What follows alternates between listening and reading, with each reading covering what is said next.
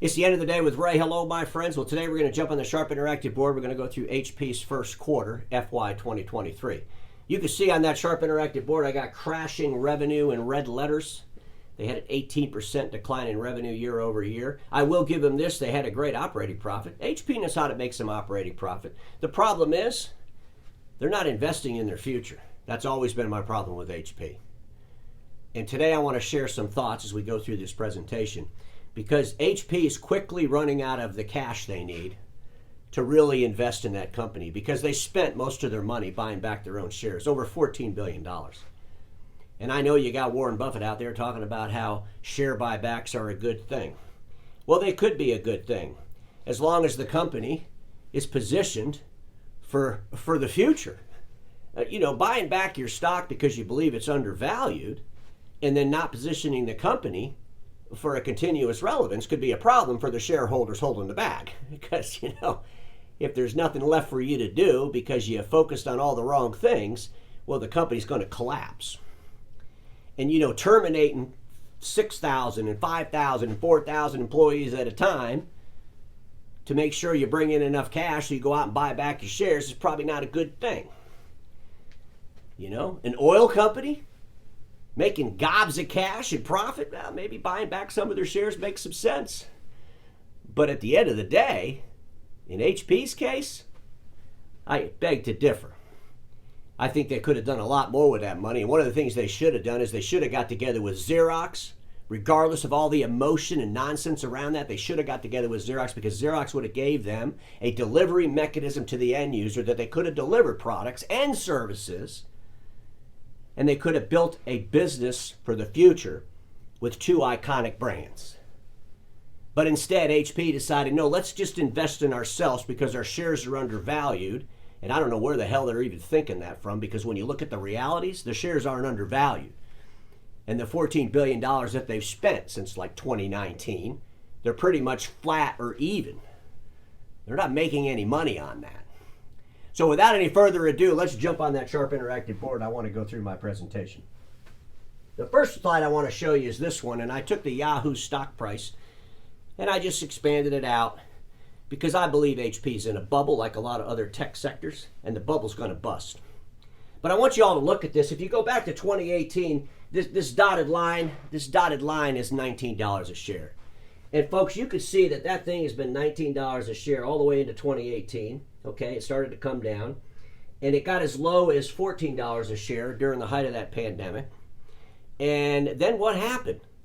Well, you had Enrique Loris running around talking on the talk shows about the hybrid worker and how they were going to spy all this notebooks and they were going to sell them subscription print in their houses, and the hybrid worker, the remote worker, and all this talk about all this stuff got everybody all excited. Stock kind of went up.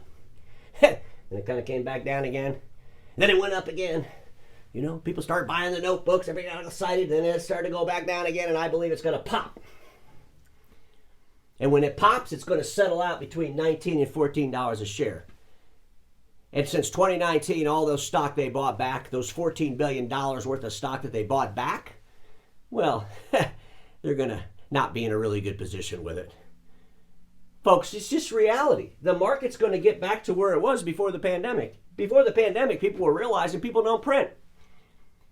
They're starting waking up realizing, if HP doesn't innovate, if HP doesn't change the way they do business, if HP doesn't start getting into some services business models, what are they going to have? Just a bunch of commodities that people don't even use? Printers and ink and toner? Come on. What's going to happen to the company? Folks, I'm telling you right now, that stock's going to be between $19 and $14 a share as soon as that bubble pops, and that bubble's getting really close to popping. Let me show you this next slide. A while back, I talked about how one of the strategies could be to milk the cow until there's no more milk. You got Enrique Loris, the CEO of HP, and I believe he will be the CEO that history will say milked the cow until there was no more milk. Maybe that's the strategy. Maybe the strategy is, look, temporarily, let's take care of some shareholders, and we realize we're not really building anything for the future, but as long as we all get out in time, we'll be okay. And then one day people wake up, they'll see the abandoned barn, there won't be any more cows getting milked, it'll be over with. That is a strategy. And when you look at what's going on with HP and some of the things they're doing, you almost would have to believe that that is actually the strategy. Let's look at this. 18% decline, folks. 18% decline. The net revenue was $13.8 billion for the quarter. It was an 18% decline. Decline actually means people aren't buying your products. Okay? We could call it the microeconomics and all the problems in the world and all that kind of stuff, but people don't need print and ink. Okay? People aren't buying the subscriptions. Remember all the damn talk about these subscriptions. Back in the height of that pandemic, that's all he talked about was the subscriptions. The subscriptions. I don't hear him talking about the subscriptions much anymore. But do we really believe people are going to sign up with these subscriptions, start printing in their houses? They're going to take all this workload home with them and start printing all these documents, putting all these documents in boxes and bringing them back to the office and put them in the filing cabinets? What the hell are we all thinking? Well, it wasn't we all thinking.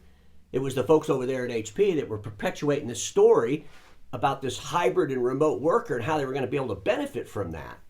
I don't believe they're going to benefit from that at all. And by the way, that 18%, it's really 18.8%, but it's $3.228 billion in dollars.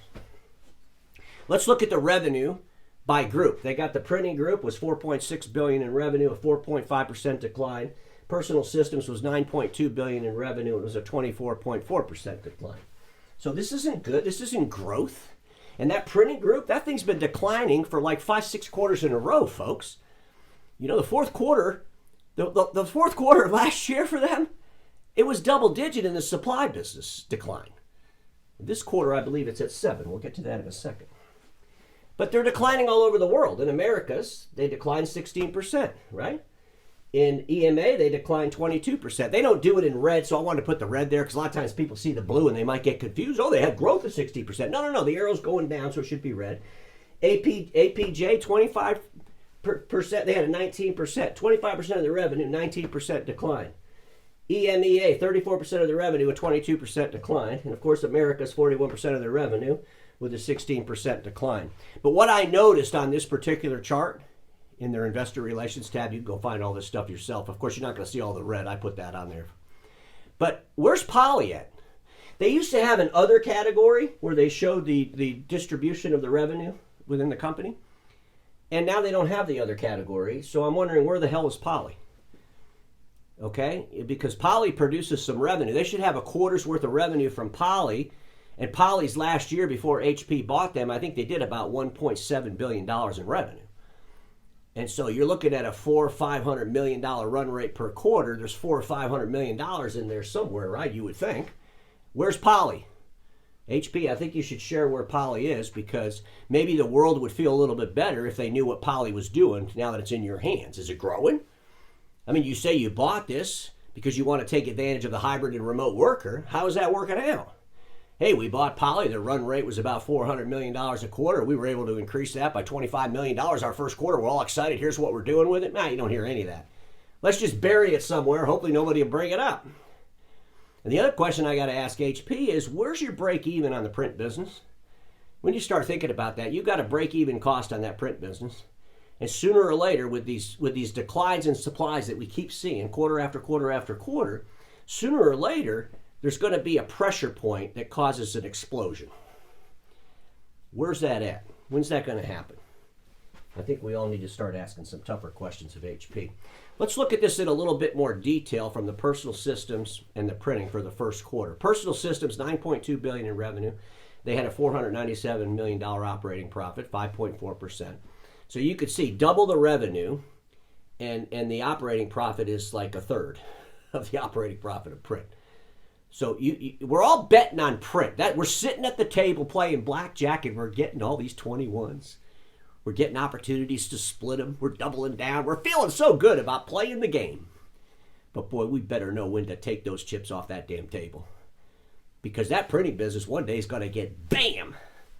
And the whole thing's just going to collapse. But I got to ask you a question, HP. Personal systems, I'm guessing that's where that Poly revenue is, right? In the personal systems space. Personal systems was down 24% quarter over quarter, or year over year, same quarter. 24%. Well, you didn't have Poly back then, the quarter you're comparing this to. Poly generated $421 million in its fourth quarter before you bought them. So let's just assume that they did another $421 million in your quarter you owned them. Well, if you add that in that personal systems category, wouldn't that really mean that you're like 30% down year over year? Because you just, basically you bought $400, $500 million worth of revenue that you put in that group. Without that revenue that you bought, wouldn't you be like 30% decline? Just a question I'm asking. Over here in the printing, you're talking about selling the big tank printers. Is really overselling and overspeccing customers the future for print? Because if you do, well, they're going to have enough print until last time they won't need to be buying the supplies because people are printing less every single day, right? What's going on with that print business? You know what I find ironic about the print business at HP? Remember back in 2017, they bought Samsung. They were going to disrupt the A3 marketplace. Oh my God, did all kinds of stuff on that, right? It's crazy nonsense when we all knew the world was going to A4. And then what did they do? I believe it was last year. They got rid of the page wide. Their business equipment that used ink as its supply. We're out. We want to focus on laser and the remote and hybrid worker. And now you see the whole world moving into ink for business. You got Epson just ramping that up like crazy. You got Brother ramping that up like crazy. You got Kyocera bringing ink technology to the business world. Folks, I'm telling you right now, I believe HP just makes really, really bad decisions. I just got to say it that way. It seems like they're so focused on toner. They're so focused on laser toner and the printers. They're focused on the garage. They're not focused on the enterprise business world and where we're all going in that business world. They're not focused on processes. They are still focused on the garage with the workbench where people are putting together HP cartridges. And the problem is, they're using all the money they're collecting from that, because they are the biggest in the room. You got to give them that. But people are printing less every single day. And sooner or later, boom, that bubble is going to pop. I did this slide. I took 4 quarters. Okay? 4 quarters in a row. And I came up with a run rate number to kind of see where they're going to be. Okay, but look at this. If you take quarter 1 of FY 2022, they did $4.8 billion. This is in the printer group. If you take quarter 2 of FY 2022, they did $5 billion. They had about a $200 million increase. And then you go into quarter 3, they're at $4.6 billion. You go to quarter 4, they're at $4.5 billion. So you can see they only had one growth, and that was in the second quarter of 2022, right? And it was only by $200 million. Then they went back to 4.6, and they went to 4.5. The first quarter of 2023, they're at 4.6. Their run rate for print is like 4.5, 4.6. It'll probably be 4.3 coming up, okay? But at the end of the day, let's just assume that for the next 3 quarters, that they don't go down, that they maintain the $4.6 billion in revenue. That puts them at an $18.4 billion run rate, right? Are you with me? Let me show you something. An $18.4 billion run rate is $3.160 billion less than they were doing in the print business in 2018. Remember the stock chart I showed you? So the world's waking up. They had a big spike in selling some hardware in the middle of that global pandemic as everybody thought they were going to go buy these printers and do some stuff at home. But what they all miscalculated, the whole damn world in our industry miscalculated, is people weren't going to use them. They bought all the hardware. A lot of people bought some hardware for their houses around printers. But they're not using them. Any subscriptions that they might have bought, they probably canceled. But we're actually going back to 2018 revenue numbers. And then as time moves forward, the next 24 months, 36 months, you're going to see that supply business just fall completely off a cliff. And along with it is going to go HP's profit. So folks, here's the reality. Let's just take the whole entire business model for 4 quarters, okay? Quarter 2 of FY 2022, quarter 3, quarter 4, and quarter 1 that we're in right now. 4 quarters. $18.6 billion in print, $41.98 million, $41.098 billion in personal systems. That's $59.781 billion. In FY 2022 for the whole year, they did $62.9 billion. $62.9 billion. Okay, you got to think about this, folks. Stay with me here. That's $3 billion less as a total, but What about Poly? That's $1.7 billion worth of revenue that's going to be in the number. But at the end of the day, if they stick with their current run rate, they're going to be like $4.7 billion less than they were last year. Because they bought the Poly revenue. It's not like they went out and grew that. And without giving us some details, if it's even profitable, what are they doing over there with Poly? I wanted to show this slide because I thought this was kind of interesting. Look at their gross cash from quarter one of 2022. They had $3.4 billion in gross cash. Quarter two of 2022, they had 4.5. Quarter three, they had 5.4. Quarter four, they had 3.2. Quarter one of 2023, gross cash is $1.8 billion. It just keeps going down. It went down quite a bit this time. Gross debt. Quarter one of 2022, they had $7.1 billion. Quarter two, $9.1 billion. Quarter three, $11.1 billion. Quarter four, $11.2 billion. Quarter one of 2023, $10.9 billion. Net cash to debt, negative $9.1 billion. And then I'm reading this fine print. You got the fine print down here. I kind of blow that up. Well, there's $364 million in restricted cash related to amounts collected and held on behalf of a third party for trade receivables previously sold. Roughly 20% of their gross cash is restricted. It's really not even theirs. That just seems like we're going the wrong direction, right? We're going the wrong direction. And I know Warren Buffett says, buybacks are good, but I think they're better if you got a lot of cash coming in and it's outperforming your debt. So let's look at this cash flow to shareholders. And you can see they're doing a lot less of it, buying back shares, paying out the dividends. It's reducing, thankfully. I mean, I would hate to think they're going to go out and just borrow a bunch of money to buy their own shares back since they ran out of their own. But let's look at this stock buyback stuff, folks. I went from April of 2019, the shares were at 22.03. And, we got up to right at $40 a share. That's kind of the time that Buffett kind of bought in there. But, I went through this from 2019 all the way to 2022, October of 2022. And currently, right now we're at like $29 a share. But, they bought the most shares when the share price was the highest. They were buying 1.6 billion, 1.5 billion, 1.7 billion, 1.5 billion. And they keep, anytime Enrique Loris is asked about this share buybacks, because a total $14 billion is a crap load of money, right? And anytime he's asked about this, he always says, well, they're undervalued. Well, he better hope that my prediction doesn't come true, that stock ends up between $19 and $14 a share, because then, oh boy, he's going to be really upside down on that $14 billion he spent.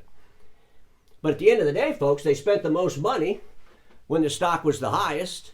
It's hovering around that $29, $30 a share. But I'm telling you right now, it's a bubble. And people are going to wake up to the fact that HP doesn't have anything but a bunch of commodities to take out of the marketplace. And here's the other thing. I got to ask this to Enrique Loris, personally, a real question you put in the comments. But why aren't you buying any shares? If it's so undervalued, you're selling a lot. And I know a lot of these are trigger sales. But why aren't you buying them? Why aren't you dumping money in that? Oh, man, let's buy some more shares. They're undervalued. I should be gobbling up those shares at $30 a share. They're going to be $80 a share one day. We're going to double the share price. I think it's telling when the insiders are selling and they're not buying. And I get it. There's triggers that force those sales. But that they could still be buying, right? Just something to think about, folks. So here's my last slide. And I just will ask all the shareholders this. Are you going to know when to fold them? Are you going to know when to cash it all in? Or are you going to keep putting it all in? Because HP, they can continue to fire people and let people go to try to increase their cash flow. They can run out there and buy some deliverables to try to add to their revenue. But if they don't start making decisions that are based on reality in the marketplace, I don't think the shareholders are going to have anything but a bad day coming. Especially those that don't know when to fold them. Just something to think about, my friends, because we all know this. Status quo is the killer of all that'll be invented. Don't get stuck in status quo, and I'll see you all on Monday.